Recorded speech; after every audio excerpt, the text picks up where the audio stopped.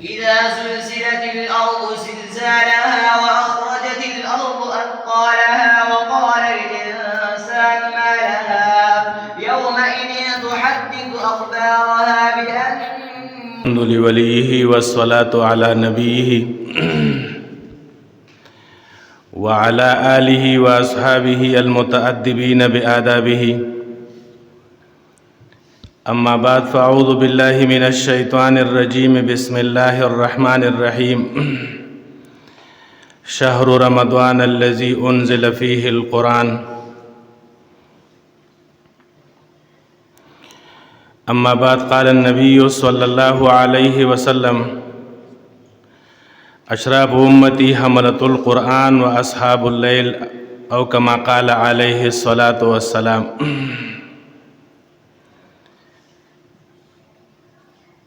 محترم پدی کلی باندې د الله تبارک وتعالى خصوصي مهرباني وشوه چې ټولو ته د تراویح په دې مانځه کې الله د ختم قرآن توفیق ورکړ. یقینا دا ډېره د خوشحالۍ خبره ده.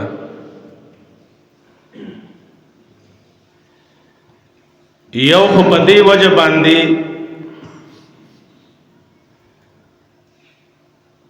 چې د دې میاشتې د عباداتو وزن د نورو میاشتو په نسبت باندې لږ غوندې سیوا دی او لږ نه بلکې ډېر سیوا دی. د الله نبی فرمایي چې د دې میاشتې یو فرض څوک ادا کړي، یو فرض ناغه پاویاو باندې دی او د نفل عباداتو ثواب دا د فرض برابر دی. د دې میاشتې د عبادت چې دینو دا ډېر وزنی دي.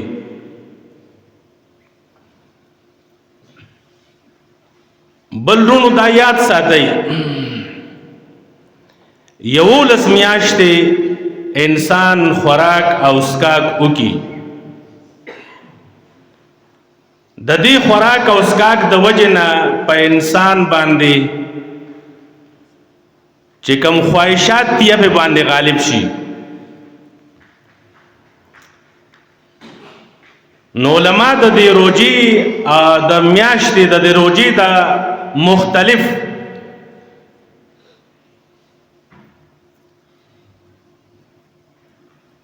دغه ذکر کوي چې د روزي په دې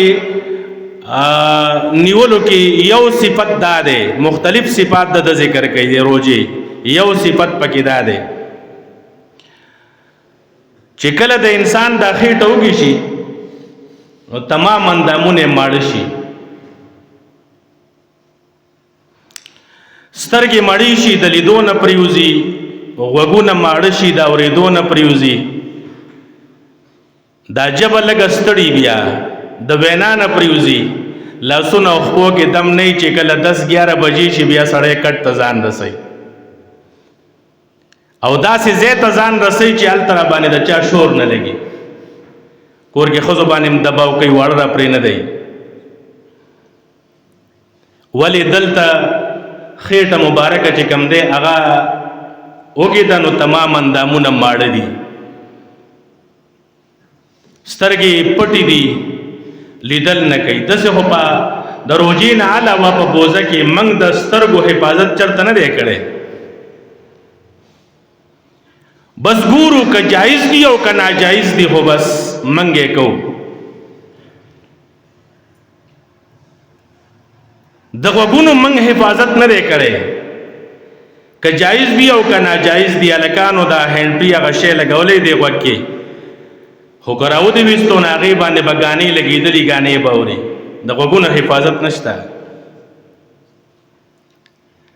ژبه باندې خو غیبت کول، بهتان لګول دا زمونږ د مسلمان پیشه ده او دا زمونږ شیوه ده چې کله نه روژه شي او دا خېټه دې وږې کړه نو دا تمام اندامونه بیا ماړی د خپل کار نه پریوزي. نو پکې دا بهترین صفت ده. او چې کله دا خېټه مړه شوه بیا اندامونه وږي شي نو بیا سترګې جایز ناجایز نه ګوري بس لیدل کوي، غوږونه جایز ناجایز نه ګوري اورېدل کوي، خوله جایز ناجایز نه ګوري ویل کوي، لاسونه جایز ناجایز نه ګوري رانیول کوي او خپې تلل کوي. دا یو بهترین صفت د روژې دی چې په دې باندې الله تبارک وتعالی په انسان کې د تقوا صفت پیدا کړي. تاسو به ګورئ په بوزه کې هغه خلک چې هغې ډېر په مشکله باندې جمعات ته حاضري کوله، ډېر په مشکله. دا د روژې برکت دی چې هغه خلک نن په روژه کې 15 وخته په جمع کې حاضر دي. دا د روژې برکت دی. او دا روژه تا ته خپل باور ښیي چې پتا کې هغه صفت د تقوا کم چې په عامو میاشتو کې نه راځي په دې روژه کې ډېر په اسانه باندې راشي. بل د دې قرآن چې دا نن موږ دلته په مسله باندې د قاری صاحب د ژبې نه واورې زه ډېر زیات خوشحاله کړم. او بلکې واصله ابن اسقع رضی الله تعالی عنہ دغه په روایت باندې قرآن یوازې په دې میاشت کې نه دی نازل شوی بلکې څومره آسماني کتابونه چې دنیا ته راغلي دا ټول په دې میاشت کې راغلي دي. ابراهیم علیه السلام ته چې کله صحیفې ملاوېدې د دې میاشتې لومبنی تاریخ و. د رمضان د میاشتې په لومبني تاریخ باندې ابراهیم علیه السلام ته الله صحیفې ورکړې وې. بیا تورات چې کله حضرت موسی علیه السلام ته ملاوېده نو د رمضان د میاشتې په 8 تاریخ باندې ملاو شوی دی. او زبور چې کله حضرت داود علیه السلام ته ملاوېده نو هغه په 12 یا 14 د دې میاشتې باندې ملاو شوی. انجیل چې کله حضرت عیسی علیه السلام ته ملاوېده د دې میاشتې په 13 یا 19 تاریخ باندې ملاو شوی. او قرآن 4 نمبر کتاب چې هغه جناب رسول الله صلی الله علیه وسلم ته د لوح محفوظ نه آسماني دنیا ته راتلو نو په د دې میاشتې په 23 تاریخ باندې چې هغې ته شب قدر وایي. نو ما یو ځای کې دا حدیث ذکر که په دې مسله ځان پوهېږئ. یو کس راته وایي مولوي صاحب چې تاسو وایي 24 رمضان باندې قرآن نو په 24 رمضان خو بیا شب قدر راځي. نو نبی علیه السلام فرمایي بل حدیث کې وایي تاسو که د شب قدر تلاش کوئ نو د دې میاشتې په ناتکۍ شپو کې تلاش کوئ. کومو کې؟ ناتکۍ. یعنې طاق چې کم شمار راځي 21 30 15 22 یو کم 10. نو الله دې په علماو باندې رحم وکړي. دا تاسو چې نن سبا دا خبره کوي چې مړه مولیانو څه کړي کلم چې مشکل راشي بیا مولا طرف ته توجه کوو. خیال کې مرضی که نه؟ کله چې مشکل راشي بیا چا ته توجه کوو؟ مولا صاحب ته توجه کوو. رونو یاد ساتئ زمنګ په یاد کې چې منګ کله روجې شروع کړې دي نو زمنګ په یاد کې صرف 2 پیرې 30 روجې پوره شوي دي او باقي میاشت د یو کم 10 راځي. یاد دي؟ مشرانو ته پته شته منګ چې کله روجې شروع کړې د هغې وخت نه را په دې خوا صرف 2 پیرې منګ 30 روجې نیولي او باقي چې څومره راغلي هغه 29 دي. نو اسلامي میاشتې اکثر د 29 وي. نو چې کله نه میاشت د 29 دا نو دا خو په ناتکۍ کې راله په تا حساب کې ده نو بیا د دې میاشتې 22 23 او 26 23 دا بیا ناتکۍ حساب کې راځي. دې د وجې نه قرآن حکیم په 23 تاریخ د دې میاشتې د لوح محفوظ نه واخله آسماني دنیا ته راغلی. خو بیا د نورو کتابونو سره خصوصیاتو کې د قرآن یو خصوصیت دا دی چې نور کتابونه ملو شوي پیغمبر ته ټول په ټوله ملو شوي او چې قرآن حکیم نبی علیه السلام ته راغلی نو د آسماني دنیا د هغې نه په 23 سال کې د موقع په مناسبت لږ دنیا ته راغلی. د دې میاشت سره د قرآن حکیم یو خاص مناسبت او بل رونو خبر اوږدوم نه ځکه چې که خبر اوږدېږي نو تقریبا تاسو هم ستړي یې ثابت اور سړی محنت وکړي او بیا دې ټایم کې یو قاري صاحب ښه تلاوت وکړ که بل پکې ملا صاحب لږ بیان وکړ کړي نو بیا به راپسې کنزل کوئ دې نه به ښه دا وي چې زه خپله خبره په نږدو الفاظو کې راغونډه کړم صرف یو حدیث ستاسو مخکې به یم د هغې نه پس چې کوم دی بیا علامه صدیق صاحب ته موقع ورکوي انشاءالله د هغې ډېر ښکلی بیان وي یا به واورو څه پیده به ترې واخلو نبی علیہ الصلوۃ والسلام فرمایي چې په دې میاشت کې به څلور کاره کوئ څو به کوئ څلور کاره دا حدیث لږ په کولاو او دا ډېر خوندور حدیث دی څلور کاره به کوئ دوه خو داسې دي چې په هغې تاسو ته حکم کوم او دوه داسې دي چې د هغې نه ستاسو خلاصۍ نشته دوه کاره چې په هغې تاسو ته زه حکم کوم څه دي یو د لا اله الا الله ویل بار بار په کثرت سره لا اله الا الله وایي نو کم از کم چې په دې میاشت کې د مونځ د تلاوت نه علاوه کم ټایم ملاویږي نو چې موږ په هغې کې د لا اله الا الله ورد ډېر زیات کوو ځکه چې لا اله الا الله دا افضل الذکر دی څه شی دی بهترین ذکر د لا اله الا الله دی او دویم نمبر چې نبی علیہ السلام فرمایي زه په دې حکم کوم د استغفار کثرت ډېر کوئ د استغفار کثرت ډېر کوئ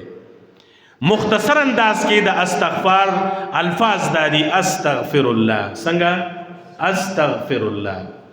او کله غونډه کې پسې وګدېږي نو چې چینی څومره اچې شربت خوږیږي استغفر الله تعالی ربي من كل ذنب واتوب الیه دا ډېر وایي دې میاشت کې ځکه چې دا میاشت په چا راشي او ځان په الله باندې ونه بخي د جبریل السلام خیره او د نبی علیه السلام په امین دی چې دا میاشت په چا راغله او په دې میاشت کې دی ځان په الله باندې ونه بخي جبریل فرمای دا انسان دی هلاک شي علیه السلام او دغه شان نبی علیه السلام په امین ویلې نو په دعا قبلېدو کې ګورې شک نشته بیا ښه ځکه چې مقربه فرشته خیرې کوي او افضل الرسل په هغې باندې د امین ټاپه لګوي نو په دې کې استغفار ته زیات کثرت سره استغفار وایي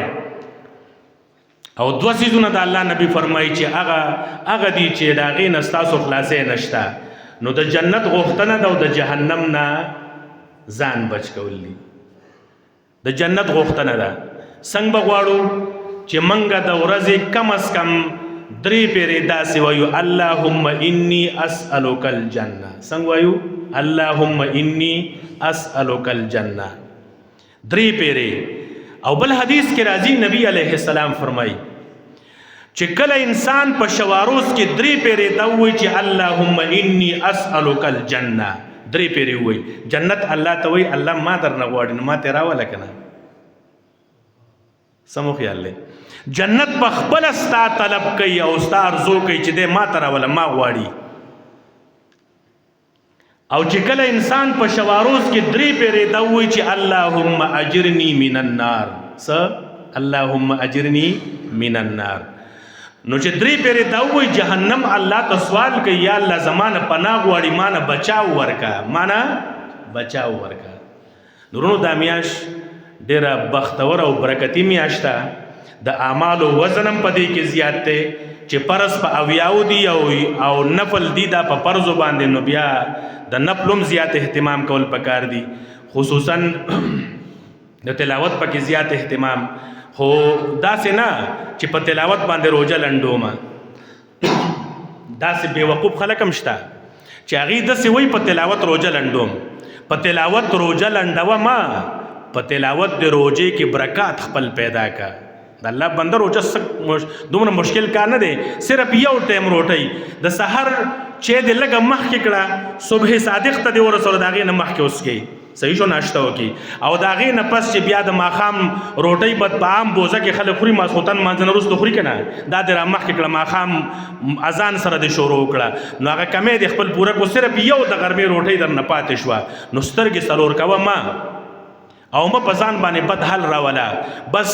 مشکل نشته روژه کې په وزن پیدا کول غواړي نو د خپل ژبه کنټرول کا، د خپل سترګې کنټرول کا، انټرنیټ مکمل بند کا، فیسبوک وغیرہ دا لاین مګورا، نو ان شاء الله د روزي برکات چې کوم دینو دا به انسان ترازی. زه خپل خبره په دې باندې ختمول غواړم. واخر دعوانا ان الحمدلله رب العالمین. باقی علامه صدیق صاحب تفاس کوم چې هغه راشي ستاسو مخکې د خپل خیالات او اظهار وکړي. علامه صدیق صاحب خصوصا على سيدنا ومولانا محمد المصطفى وعلى آله وأصحابه أجمعين أولي الصدق والصفاء. أما بعد فأعوذ بالله من الشيطان الرجيم. بسم الله الرحمن الرحيم. شهر رمضان الذي أنزل فيه القرآن. وقال النبي صلى الله عليه وسلم من صام رمضان إيمانا واحتسابا غفر له ما تقدم من ذنبه. صدق الله العظيم. ټول حضرات په شوق او محبت سره درود شریف ولولئ. اللهم صل على سيدنا ومولانا محمد وعلى آل سيدنا ومولانا محمد صلاة تنجينا بها من جميع الأهوال والآفات وتضيلنا بها جميع الحاجات وتطهرنا بها من جميع السيئات وترفعنا بها عندك أعلى الدرجات وتبلغنا بها أقصى الغايات من جميع الخيرات في الحياة وبعد الممات إنك على كل شيء قدير. قابل قدر محترم علماء کرام حضرات، خصوصا د حضرت پیمان بابا جی سیب داغي د کورنۍ ډیر معزز مشران کشران او دلته ناس نور معزز علماء کرام حضرات د علاقې کلی عزتمند مشران او کشران، څنګه تاسو ته مولانا صاحب او فرمایل چې د خوشحالۍ موقع ده چې د قرآن کریم ختم اعزاز الحمدلله دا تراویحو کې تاسو حاصل کو. ما چې د ماشوم تلاوت اوریده نو زما ذهن کې یو ضروری خبر راغله او خبر دا وه چې د قمر زمان صاحب د اهل علم او د دین د طلباو خدمت ډیر په اخلاص کړی او ما فکر وکړو چې د ماشوم ته الله کوم استعداد ورکړی دی نو دا د خدمت برکات دی. د علماو دا مسله لیکلې ده د فضایلو په باب کې ډېر په واضحه الفاظو کې چې څوک د اهل علم خدمت کوي یا د دین د طلباو خدمت کوي نو الله به دا نعمت د په اولاد ته منتقل کوي د علم د قرآن. نو دا کوم استعداد الله دې د نظر بد نه وساتي او الله پاک دې د هغې په استعداد کې مزید برکت واچي. دا اصل کې د دې هغه د اخلاص خدمت او دغه خدمت صله دا ورته الله پاک ورکړله. نو دا مې دې دپاره عرض ستاسو خدمت کې وکړم چې د اهل علم خدمت په اخلاص وشي نو الله رب العزت یو دنیا کې ګورې نقد انعام دا ورکوي. نو چې دا زموږ ستاسو مخې ته یو زنده ثبوت او یو مثال دی نو الله دې مام تاسو ټولو ته د اهل علم او د خدمت او د دین د طلباو د خدمت توفیق را نصیب کړي. موضوعات کافی دي او د سالانه میلاد تقریر هم زموږ پاتې دی او مولانا عبدالمالک صاحب وایي چې هلته به لږه شان موقع ورکوو. نو ایله زما خدای د پنجې د لاندې راوستي او د 2-3 کالو تقریر زما پاتې دی. نو الله پاک د خیر کې چې زه تاسو سره انصاف وکړم. به هر حال د دین مزاج زمونږ دا دی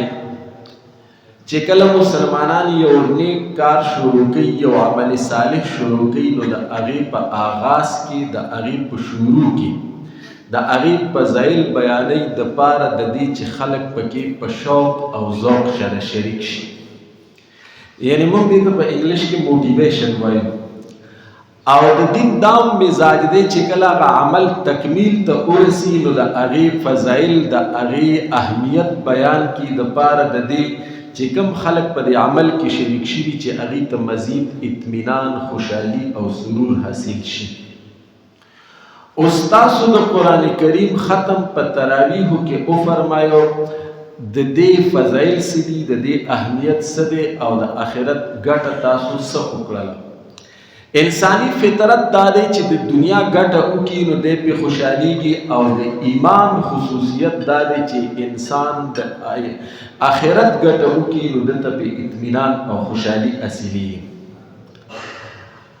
زمون په اکابرو کې حضرت شیخ الحدیث مولانا محمد زکریا رحمت الله علیه چې په ټوله دنیا کې په حضرت شیخ الحدیث باندې مشهور دی،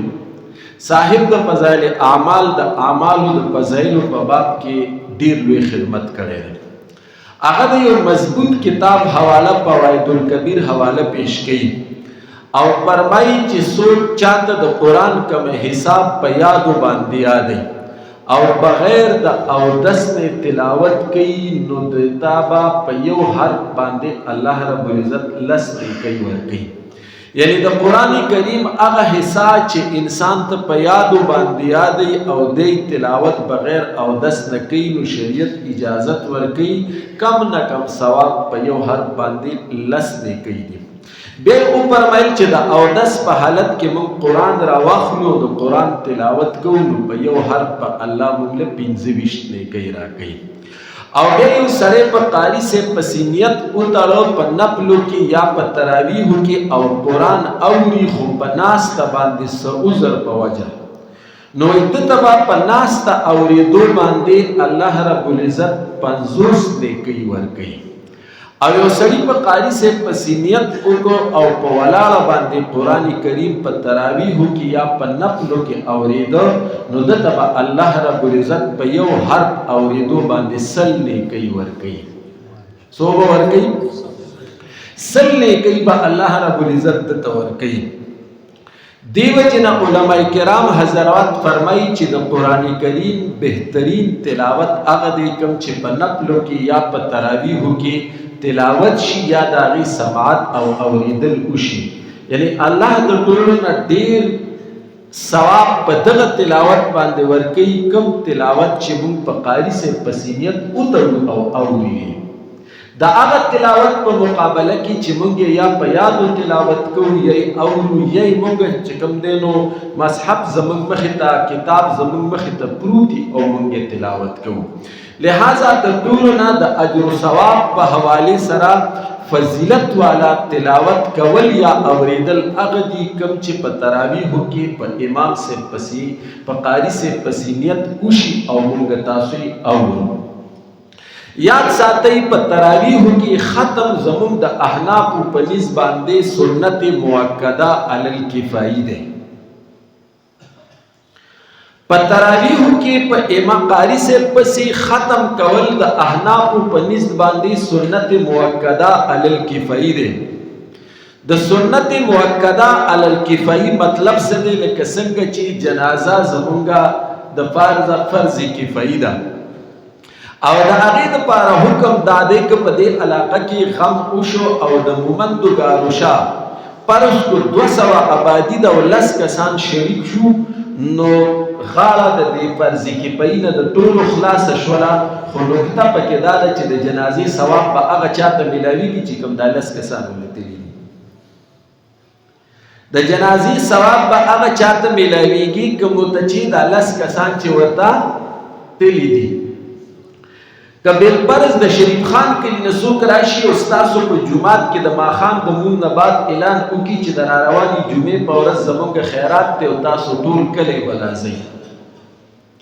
او د جمعې په ورځ ټول کلی اعلان وشي او 10 کسان ورته لاړ شي نو شریف خان کلي والا به 10 کسانو ته روټۍ ورکوي. دا نه چې مومندو ګاروشه ته به دیګونه رالیږي، بس 10 کسان لاړه د کلي نمایندګي وشوه خو روټۍ به هغوی ته میلاویږي، خیرات به هغوی ته ږدي. نو دغه شانته کې جنازې ته چې د مومندو ګاروشه 10 کسان لاړه نو د ټولو خلکو ذمه فارغه شوه خو ثواب به د دغه 10 کسانو کېږي. نو د تراویحو ختم سنت مؤکده علی الکفایي مطلب دا دی چې څوک په صف کې ودرېدل په امام صاحب پسې په قاري صاحب پسې او قرآن یې واورېده نو د دې سنت مؤکده نه غاړه د دې ټول کلي خلاصه شوه، لیکن ثواب به دغه خلکو ته میلاویږي چې کوم خلک په دې ختم کې څه شو شریک شو. نو لہذا ما ستاسو په خدمت کې دا عرض کوم چې دا ډېر انتهایی لوی برکت والا عمل دی او تاسو ټول د مبارکباد مستحق یې. حضرت شیخ الحدیث مولانا محمد زکریا رحمت الله علیه لیکلی دي چې د قران کریم 2 پیری ختمېدل دا په مؤمن مسلمان باندې حق دی په کال کې 2 پیری قران ختمول په کال کې دا د قران حق دی په مؤمن مسلمان باندې دیو جنا کڅوک دا حق په عام حالت کې نشي ادا کولای نو نیمه ګنټه سحر نیمه ګنټه ماخام دی وباسي سحر یو سپاره ماخام 2 سپاره 2 ختمات په دې په رمضان کې کوي خدا مطلب بني چې به باقی کال د قران تشا کوي خدا قران حق په زما محترم او اداش زمون د امام صاحب امام اعظم امام ابو حنیفه رحمت الله علیه په حالات او بصیرت کې راځي چې حضرت په رمضان المبارک چې کله بد دیر شو رجوع وونو یو شپې تختمونه به د قران کریم کول یو ختم به د ورځې کو بل ختم به د شپې کو او یو ختم به په تراویح کې په قاری سے پسې کو کم ختم چې سنت موکده علی الکفایه ده د دې وجنه زمونږ مشرانو په رمضان المبارک کې قران کریم ته خاص توجه ذکر ورکړی دا چې د قران او د رمضان المبارک یو نسبت دی او مولانا عبدالمالک سے ډېر په ښه طریقې سره موږ ته بیان کړ او نسبت دا چې الله قران په دې میاشت کې نازل کړی دی دیو جنا هر طرف ته د قران کریم د تلاوت باغ او بهار او یو ماحول جوړ شي او خلق د قران تلاوت کوي زمون د دارالعلوم دیوبند بانی مولانا محمد قاسم نانوتوی رحمت الله علیه چې خپل اولنی سفر د حج باندې ته نو په هغه زمانہ کې د ابو په شد او جاس کې به خلک تل او ډیر په قلاره سپیډ باندې ته او کم از کم د حج سفر به خلکو 3 میاشتې مخکې شروع کوو یعنی د رمضان د آغاز نه مخکې به د حج سفر شروع شو هغه وی کله چې زه د بمبئی نه په جاس کې کېناستم نو په من باندې رمضان المبارک په سمندري سفر کې راغی په جهاز کې سونه کسانو د پورا پوچ گچ او تلاش باوجود ما په هغه کې حافظ پیدا نکړ یا الله دا بس کېږي دا سنت موکده خو به فوت شي 2 رکعات نفل میں وکړل الله نه می توفیق وغوښته او سحر کې ناستم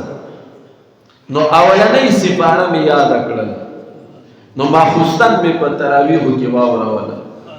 نو بیا په دویم ورځ می دویم سپاره یاد کړل نو ماخوستن می واوروله سفر شروع دی حضرت قاسم نانوتوی سے روزانه یو سپاره یادی ماخوستن په تراویح کې اوري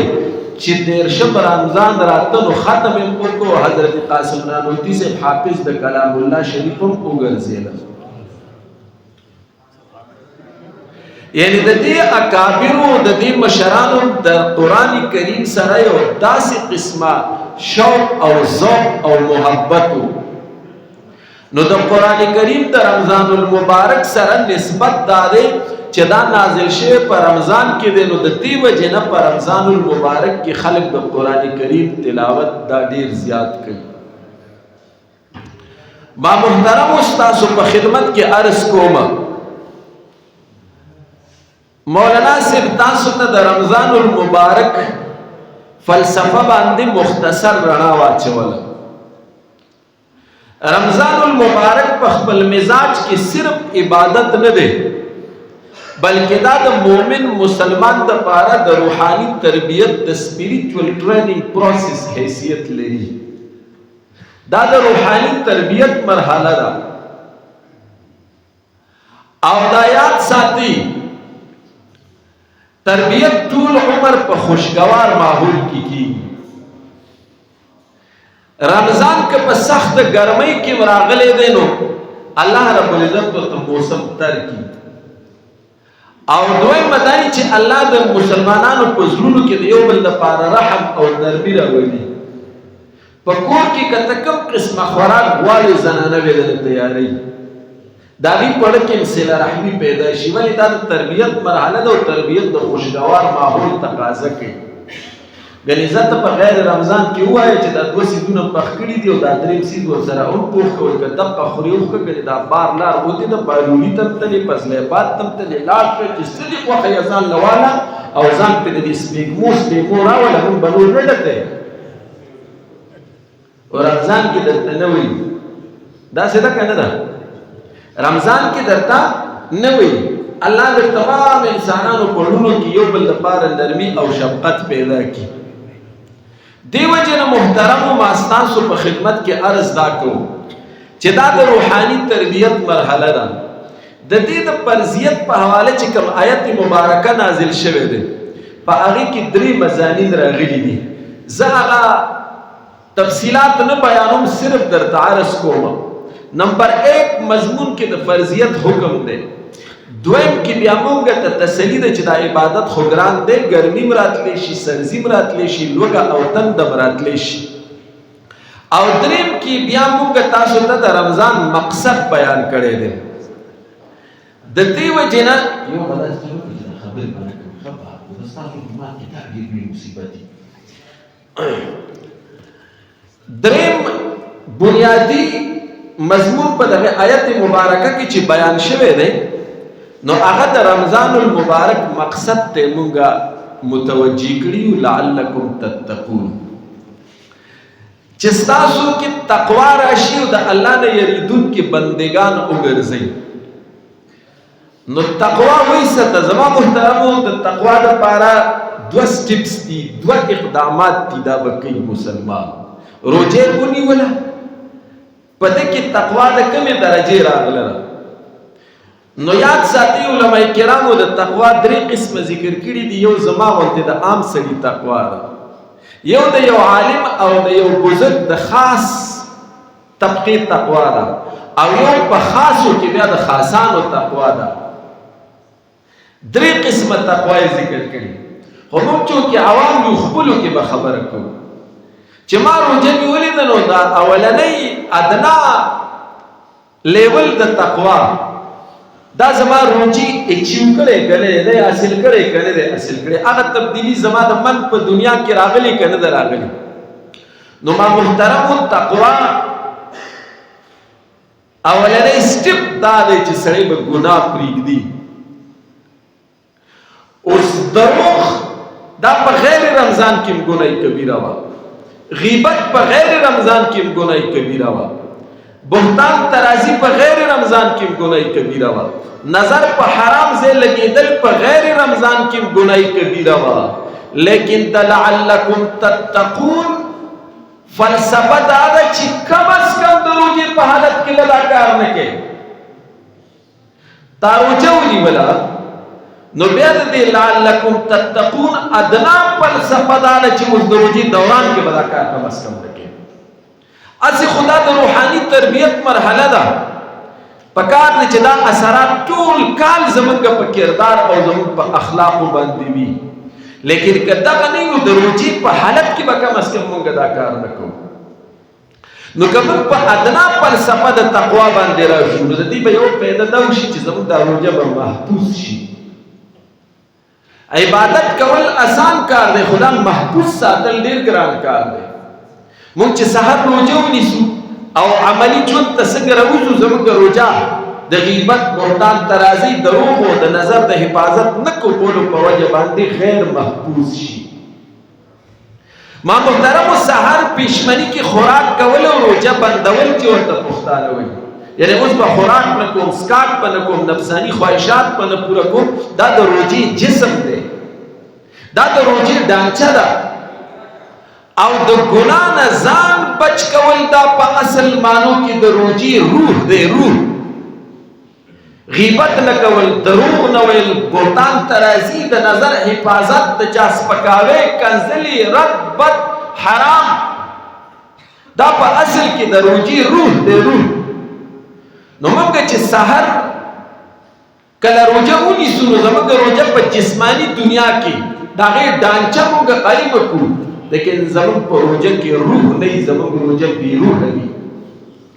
او من قدم په قدم باندې د روژې روحاني قتل عام کوو پکار دی چې باندې لږ سوچ وکړو خدای دماغ راکړي دي چې دا زه څه کوم یو خو زمون د مسلمانانو مسله دا چې سنجیده خبره په چا باندې اثر نه کوي. غزه چې وختي پولیس وی چې دې ته په قلقلی کې او خوب आवाज او بس کیسه درا پیدا کوي نو چې هر څنګه خو دې په خوشحالي سنجیده خبره اوریدل چې زما روزه په جسمانی دنیا کې موجوده ده، زما په روزه کې روح ولې نشته؟ د روزي روح دا چې انسان به د ګناه نه په ځان بچ کړي، نو دا به یو کامل روزه نن زمونږ روزه دا په جسمانی دنیا کې د دې ډانچه موجوده ده، لیکن د دې روح دا قدم په قدم باندې قتل کوو. د دې وجه نه زمونږ د رمضان هغه اثرات زمونږ په کردار، زمونږ په اخلاق او زمونږ په اعمالو باندې نشته، نو زمونږ روزه سي دا غیر محفوظ شي، زمونږ روزه غیر محفوظ شي. عبادت کول آسان کار دی، لیکن دا محفوظ ساتل ډېر لوی مشکل او ګران کار دی. دا څومره لوی تاوان دی زمونږ چې موږ سحر روزه ونیسو او بیا فوراً داسې منافي کارونه شروع کړو چې د روزې قتل عام شروع کړي. نو په روزه کې د سترګو حفاظت نه کول، دا روزه داسې شوه لکه په سترګو ړنده، په غوږونو حرام اورېدل، دا روزه داسې ده لکه په غوږونو کڼه، په ژبه باندې غیبت، دروغ، بهتان، ترازي کول داسې شوه لکه دا روزه په ژبه باندې چاړئ، په لاسو باندې غلط څیزونه مسح کول یا په نت باندې غلط سيزونه راړول داسې شو لکه دا روزه په لاسو شله، په خپو غلط ځای ته تلل داسې شو لکه دا روزه په خپو باندې معذوره. تاسو سوچ وکړئ چې کومه روزه په سترګو باندې ړنده شي او په غوږونو کڼه شي او په ژبه چاړی شي او په لاسو خپو باندې شلی شي، دا روزه ته منزل مقصود ته رسولی شي. په کومه روزه کې چې د غوږونو حفاظت نه وي، دا روزه په غوږونو کڼه ده، دا روزه ستا په کار نشي راتلی. په کومه روزه کې چې د سترګو د نظر حفاظت نه وي، دا په سترګو ړنده روزه ده، دا تا منزل مقصود ته نشي رسولی. ورته کله به ستا عقل او ستا شعور بیدارېږي چې ته د خپلې روزې محاسبه وکړې چې زما روزه په سترګو بینا ده که دا په سترګو باندې ړنده ده، زما روزه په غوږونو باندې اورېدلو واله ده که کڼه ده، زما د روزې ژبه دا ګونګۍ ده که دا سمه د خبرې پې ور باندې کولی شي، او زما د روزې لاس او خپې دا معذوره دي او که دا سلامت دي چې دا پې خپل منزلي مقصود ته ورسي. نن د امت روزه ړنده هم ده، کڼه هم ده، چاړی هم ده، په خپو باندې شل هم ده او په لاسو باندې معذوره هم ده. دې وجې نه د روزې اصل ثمرات او اصل اثرات دا زموږ په کردار او په اخلاقو کې نه ښکاري. په کار چې په دې خو سړی سوچ وکړي که دا دومره لوی تاوان ولې سبا روان دی؟ نو روزه په اصل کې د روحاني تربیت یو اهمه مرحله ده. باید چې موږ سحر روزه نیسو، نو چې موږ روزه جسمانی طور قایم کړو او موږ روحاني طور سلامت کړو او بیا په ټوله ورځ کې د خپلې روزې حفاظت کوو، نو انشاءالله د خپلې روزې حفاظت به کوو که نه؟ د خپلې روزې حفاظت به کوو. نو چې روزه محفوظ شوله نو بیا به د روزې اثرات او ثمرات زما محترمو مخې ته راځي. بل به د ستاسو په خدمت کې عرض وکړم چې رمضان المبارک کې موږ ته یو څو ساعتونه ډېر انتهایی قیمتي میلاویږي چې په هغې کې الله رب العزت دعاګانې قبلوي. حدیث مبارکه کې راځي چې روزانه په رمضان کې یوه دعا د مؤمن مسلمان بنده الله خامخا قبلوي. ما یو بزرگ زموږ د حضرت صاحب خانقاه کې لیدلی و، ما ته وی چې هر رمضان له ما 30 دعاګانې ساتلي، روزانه یوه دعا کومه او د هغې قبلېدل زه په خپلو سترګو باندې وینم. د هغې قبلېدل زه په خپلو سترګو باندې وینم. د روزې د قبولیت دپاره دوه اوقات، د روزې د دعا د قبولیت دپاره دوه اوقات علماء کرام حضراتو ډېر په خصوصیت سره ذکر کړي. یو د دعا د قبولیت وخت موږ ته د پېشمني د تهجد ټیم یاد کړی دی. حضرت سیدنا عبدالله ابن سلام صاحب چې دا په دور د جاهلیت کې د یهودو مشهور عالم و، دی فرمایي چې حضور نبی کریم علیه السلام مدینې منورې ته تشریف راوړو او کله د مدینې منورې قریې ته ښار ته داخلېده نو مسلمانان انصار اوتل استقبال دپاره زه ولاړم په دې نیت چې د حضور مبارک چهره انور ووینم چې دا رښتونی پیغمبر دی که نه دی. نو چې کوم ځای کې استقبالیه ولاړه وه او حضور راورسېد او د هغه په چهره زما نظر پرېوته، وایي زما زړه ګویي وکړله چې دا رښتونی پیغمبر دی. نو وایي د راتلو سره فوراً 3 بنیادي تعلیمات یې موږ ته راکړه. دا 2 تعلیمات داسې دي چې دا د سماجي جوړ دپاره دي. ګوره حضور مبارک څنګه مدینې منورې ته انټر شه او اولنۍ استقبالیه ورته ولاړه ده. نو اول تعلیم یې دا راکړه چې تاسو خپلو کې د سلام رواج عام کړئ. ولې دې سره سماجي جوړ پیدا کېږي او بغض او کینه ختمېږي دې سره. او دویم یې دا وفرمیل چې وږو خلکو ته روټۍ ورکوي. نو دا 2 خبرې داسې دي چې دا د معاشرتي او سماجي جوړ دپاره لازمي دي. او دریم د انسان د باطنی روحاني ترقۍ دپاره نسخه موږ ته دا راکړه. وایي مې فرمایل چې د تهجد لمونځ لازمي ونیسئ. د تهجد لمونځ لازمي ونیسئ. حضرت سیدنا بلال حبشي رضی الله تعالی عنہ فرمایي چې موږ ته حضور مبارک وفرمایل چې د تیرو امتونو د ټولو صلحاو او لویو خلکو وتیره دا وه چې د تهجد پابندي به کوله او تاسو تهجد لازم ونیسئ. دا د ستاسو سابقه ګناهونو کفاره ګرځي او دا به تاسو د راروانو ګناهونو نه بچ کوي. وایي بیا یې راته وفرمیل چې دا د حسد د خاتمې دپاره بهترینه نسخه ده. حضرت سیدنا ابو هریره صاحب فرمایي چې موږ ته حضور مبارک وفرمایي چې د رمضان د روجو نه پس قیمتي روجه دا د محرم ده او ویې فرمایل چې د فرض مونځ نه پس قیمتي مونځ دا د تهجد دی. وی په دې باندې همیشواله مداومت اختیار کړي. یعنی قیمتي مونځ دا د تهجد دی. اوس په عام حالت کې د تهجد مونځ ته راپاڅېدل ګران وي، لیکن چونکې موږ راپاڅو پېشمني ته نو د یو مشق نه تېرېږو. نو که بعضې علماو لیکلي دي چې په رمضان المبارک کې یو مسلمان په اخلاص سره د تهجد مونځ پورا میاشتو کی وہی امید دے چې دے بس سال سال تهجد گزار وګرځي. اب دا دومره قیمتي وخت دی. حدیث قدسی دی چې الله د خپل شان مطابق اولنی اسمان ته راشي او اعلان کوي چې شته څوک توبه ویستونکي زه توبه قبوله کوم، شته څوک مغفرت طلب کوونکي زه مغفرت وکړم، شته څوک ضرورتمند چې ضرورت یې پوره کوم. نو الله د چا محتاج نه دی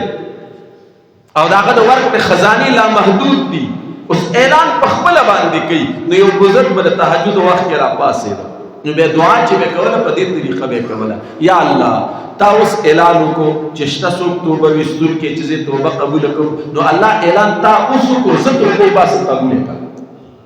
بیا به وی چې الله تا اوس وفرمایل چې شته څوک مغفرت طلب کوونکي چې زه مغفرت وکړم. نو الله اوس دې ووایه زه مغفرت غواړم، ما مغفرت وکړي. او بیا به چې الله اوس دې وفرمایل چې ستا څوک ضرورتمند چې ضرورت یې پوره کړو. نو الله دا مې ضرورت دی، دا دی دا دی دا دی، نو دا راته پوره کړه. نو هسې څه خیال دی چې په دې طلب سره او په دومره ایقان او یقین سره دعا وشي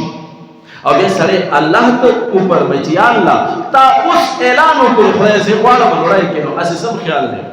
چې خدای غونته کې عادل بادشاه، خدای غونته کې ننګ غیرت والا ذات بل شته چې هغه خپل بنده ته اعلان وکړي او بیا ته بنده غواړي او نه به یې ورکوي. او بیا دا سوالونه چې کوم دي دا دعاګانې دا د آخرت سره متعلق دي. د دنیا دین نه چې په دې کې بس تا خیر او شر ته ګوري،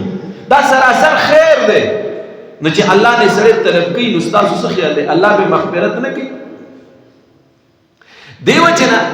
د حضور نبی کریم علیه السلام یو صحابي دی او څه د عجیبه ناس په عالم کې راغی یوه دعا یې وکړله، اللهم خلقتني مجانا، یا الله زه خو دې په مفتو کې پیدا کړی یم، ورزقتني مجانا، او یا الله ما له دې په مفتو کې رزق را کړی دی. دې الفاظو ته غور دی، یا الله زه دې په مفتو کې پیدا کړی یم، مجانا په مفتو کې بلا معاوضه، ما اس محنت مشقت نه کړې، تا نه مې غوښتم نه ده، نو اللهم خلقتني مجانا یا الله زه دې مفتو کې پیدا کړم او ورزقتني مجانا او یا الله مال مفتو کې رزق راکې نو فاغفر لي مجانا یا الله دغه شان مفتو کې مې وبخي دغه شان مفتو کې مې وبخي نو چې په داسې ایقان باندې سړی دعا کوي نو ستاسو څه خیال دی الله رب العزت به دغه مغفرت نه کوي نو بیا یو دا ډېر اهم دی د انسان د مغفرت او د دعا د غوښتو لپاره او دویم اهم ټیم علماء کرام حضراتو دا د روجمات ذکر کړی دی یو روایت کې راځي چې هر روجمات کې الله رب العزت شپږ لکه هغه خلق چې جهنم ور باندې واجب وي الله د جهنم د اور نه ورته نجات ورکوي بل روایت کې راځي چې الله رب العزت 12 لکه خلق دا هر جماعت کې بخي او اور د جهنم نه ورته نجات ورکوي د اسرائیلی روایتو کې یو عجیبه خبره ده او زمونږ د علماو طریقه دا ده چې هغه اسرائیلی روایت چې هغه د دین اسلام د تعلیمات او احکامات متصادم نه نو به موږ بیانو نو حضرت موسی علیه السلام یو واره په کوه طور په انتهایی د ناس په عالم کې د الله سره ملاقات وشو او ډیر خوشاله و الله ته وپرمل چې یا الله داسې قربت او نزدېکت بچاته حاصل شي داسې قربت او نزدېکت یا بچاته حاصل شي نو الله ته وپرمل چې د حضور نبی کریم علیه السلام امت را روان دي په رمضان کې د افطاری په وخت کې به هر امتی ماته دومره لنډي لګاته چې ماته لنډي هر امتی به ماته دومره لنډي لګاته چې ماته دومره لنډي نو چې بیا د قربت علم شي نو بیا چې الله نه سړی سوال کوي خو الله رب العزت به د هغه دعا قبلوي کنه نو دی وجه محترم ما ستاسو خدمت کې د عرض کوم چې موږ د دعا خاص اهتمام په دې دوران کې کوو او الله دې وګورو چې الله زموږ مغفرت وکړي او څنګه حضرت مولانا صاحب ذکر کړ چې موږ د حضرت جبرئیل د بد دعا او د حضور نبی کریم علیه السلام په دې بد دعا باندې امین ویلې ده د دې په لپیټ کې چرته را نشو نو دې وجه نه ما ستاسو خدمت ستاسو کارو جانوام کې خو د لمانه تخوي چې ما 2-3 تقریر ته پاتې دي سړک شي کنه زرا پړې کیږي بهرحال یو 2-3 ضروری خبرې او زینو خورو بهرحال یو انتهایی ضروری خبره محترم استاد خدمت کې کوم او دا د الکان په غور باندې ووري دا د تراویح عبادت دا عاشقانه عبادت ته او یاد ساتئ د احناف په نسبت باندې تراویح سنت موکده دي سری او استاد د ملک د ټولو لولو دارالفتاو چې په کوم ځای کې مفتیان ناست یو مستند فتوی جاری کوي چې د هغې په فتوو باندې عدالت فیصلې کوي لکه جامعه بنووي ټاون یا جامعه دارالعلوم حقانیه د دې ټولو فتوا د هلکانو په غور واورئ چې د تراویح لمونځ څوک بغیر د عذر نه پرېږدي دا سړی ګناهګار دی څه دی بیا وایي ټول وایي تراویح د احناف په نسبت سنت مؤکده دي او څوک چې بغیر عذر نه پرېږدي دا سړی ګناهګار دی دا عاشقانه عبادت دی عاشقانه حدیث مبارک کې راځي چې د بنده د ټولو نه خوښ کیفیت الله ته د سجدې کیفیت دی چې الله ته وګوري او ډېر پرې خوشحالېږي کوم کیفیت دی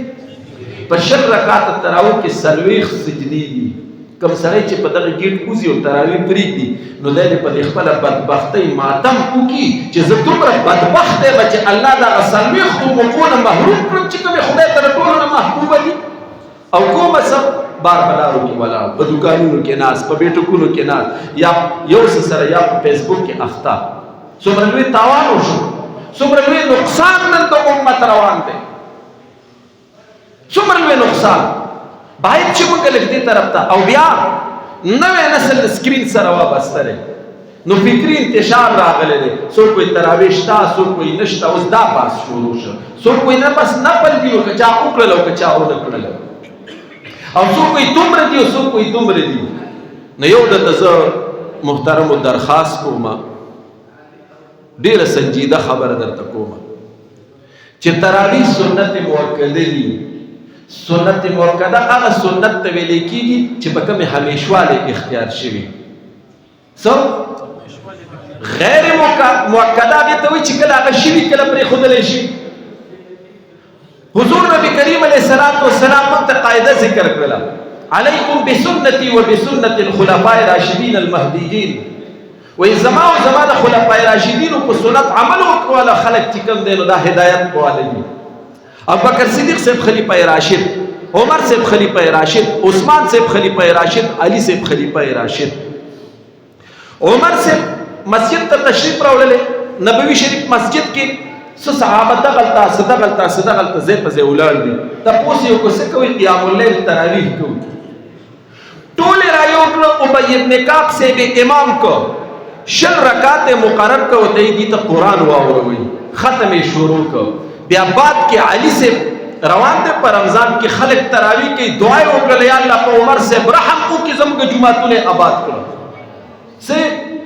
زموږ جوماتونه آباد کړه. دا سنت مؤکده دي. والله کرانې غلي کې بالکل یې نشي غلي کولی. زه ضروري خبره انتهایي کوم، ماتې زه د هلکانو لږ ذهن په دې خبره باندې صفا کوم چې تراویح څه ته وایي او د دې څه حیثیت دی. دې وجې نه محترمو ما ستاسو خدمت کې عرض کوم چې دا حضرت سیدنا عمر فاروق صاحب جاری کړلې او دا د رسول الله د حدیث دلام دی چې زما د خلیفہ راشد جاری کرده سنت دومره زور لري لکه بعینه زما طریقه ادا عمر صاحب جاری کړلې. اوس بعضې خلک وایي دا دومره دي او صرف یې جاري نه کړلې، څومره صحابه چې په مخ د ځمکه موجودو ټولو پې اجماع وکړه، اتفاق یې پې وکړو. تاسو نه تپوس کوم چې خلیفه راشدي او د صحابو جماعت دي دې د پیغمبر د طرز عمل خلاف په یو عمل باندې رایو کېدی شي؟ او دا دین خو موږ ته صحابه را رسولی دی. بل به زه ستاسو خدمت کې عرض وکړم، موږ چې وختي قاري نورزمان صاحب به 4 رکعاته ووي او بیا به څه وشوله وقفه به مختصره وشوله. دا 4 رکعاته کول او دا معمولي دمه کول یا تسبیحات ویل دې ته په عربۍ کې ترویحتن وایي. څه ورته وایي؟ بیا کله چې 8 رکعاته وشي وقفه وشي دې ته په عربۍ کې ترویحتان وایي. بیا کله چې 12 رکعاته وشي وقفه وشي دې ته په عربۍ کې ترویحات وایي. او کله چې د 14 نه 20 رکعاته وشي نو 20 رکعاتو نه پس دې ته څه ویل کېږي؟ څه ویل کېږي؟ ټول وایي تراویح ورته ویل کېږي. 8 ته ترویحتان وایي، 20 ته تراویح وایي. لکه څنګه چې تاسو فضل آباد بازار ته لاړ شئ، فروټ والا ته وایي چې مال یو 2 درزنه کینوار راکړه، نو د درزن نه څو دانې مراد دي په عرف کې؟ 12 کنه، یعنې 12 ته درزن وایي، 10 دړو ته من وایي، 15 کیلو ته دړی وایي. دقه شان په عربۍ کې د تراویح د لفظ اطلاق په 20 رکعاتو باندې کېږي. نو دا څوک چې وایي چې دا تراویح 8 رکعاته دي نو دا داسې وایي چې ته یو 8 دانې درزن کینوان راکړه، نو 8 دانې درزن چې ته کینوان کېدی شي دی په دین نه پوهېږي چې دا زه وایم څه. د تراویح د لفظ اطلاق دا په 20 باندې کېږي. نو زه د هلکانو ته وایم چې دا دین ګورې د سکرین نه د زده کړې شی نه دی. آینده وخت کې چې فتنه راځي او موږ د دین بنیادونه نړو دي کې به د سکرین کردار دي په دې باندې آزاد خیال اسکالران او ډاکټران او پروفیسران او مفتیان د دې زمانې به مفتی سي،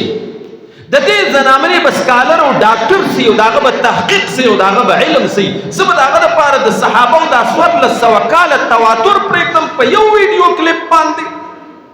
او ولې پرېږدم چې هغه زما د نفس زما د مزاج مطابق خبره کوي، ځکه نور زه په دین پسې نه ګرځم، نو زه په صحیح مسله پسې ګرځم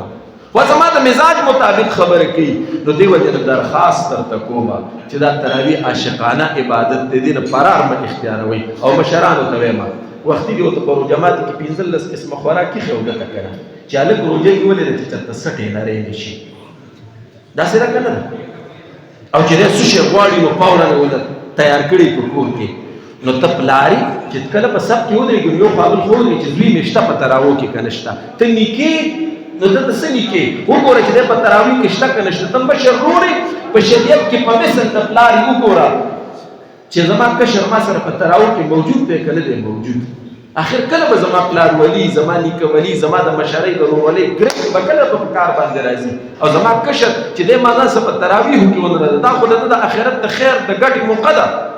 ولې دا ظلم موږ د خپل کشرانو سره کوو نو دا هلکان به انشاءالله ټول تراویح کوو که نه کوو او دا دین ګورې زموږ مشرانو په عمل ژوندی ساتلی دی دی به ګفتار ژوندی نه دی ساتلی او الله دې نه کي الله دې نه کي که دا سپینګیری نسل رخصت شو ورې آینده به زموږ په ختمونو تراویح کې څوک نه وي که موږ خپل کردار ادا نه کړو نو تراویح به انشاءالله ټول کوو که نه به هر حال ډېرې خبرې په زړه باندې وي خو زموږ د حضراتو باندې د الوا هم ډېره غلبه ده او ما سره بیا چل وکړو نو الله پاک دې ما تاسو ټول د عمل توفیق را نصیب کړي دا څو خبرې ما ستاسو په خدمت کې عرض کړلې دا ښکلي سنت دي زموږ د پیغمبر سنت دي دا زموږ د صحابو سنت دي په دې باندې به موږ انشاءالله همیشواله اختیار وکړو خوښ هم ده که نه واخر دعوانا ان الحمد لله رب العالمین صاحب دا قرض به خلاصو انشاءالله یو ټایم به ورله مقرر کړو هغې کې به یې راوغواړو موږ به هم دمی دا روژه به تېره شوي او دی به هم راته دمی نو بیا به کوو نو چې هر څومره ټایم ده د زور به هم ګورو او زموږ زور به هم کتی شي کې به نو دغه شان ټیک ده انشاءالله بس اخري دعا دپاره زه د دې علاقې یو غټې خانقاه د حضرت پیمال باباجي صاحب د کورنۍ جانشین حافظ اعزاز صاحب ته درخواست کوم چې راشي او اختتامي دعا وکړي كما صليت على إبراهيم وعلى آل إبراهيم إنك حميد مجيد اللهم بارك على محمد وعلى آل محمد كما باركت على إبراهيم وعلى آل إبراهيم آمين الحمد لله رب العالمين الصلاة والسلام على سيد الأنبياء والمرسلين وعلى آله وأصحابه أجمعين کریم الله ستا شان ډېر لوی دی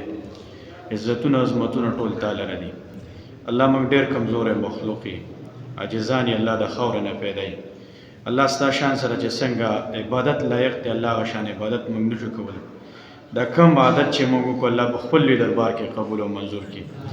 الله د قرآن کریم دا ختم په خپل لوی دربار کې قبول او منظور کړي الله د قرآن کریم د ختم چې کم فضایل دي الله خصوصا د ګاروشا کلی ته عموما ټول امت ته الله ورکړي کریم الله زموږ د ټولو نه راضي شي الله زموږ د ټولو نه راضي شي داسې راضي شي چې عمر کې زموږ نه ناراض نشي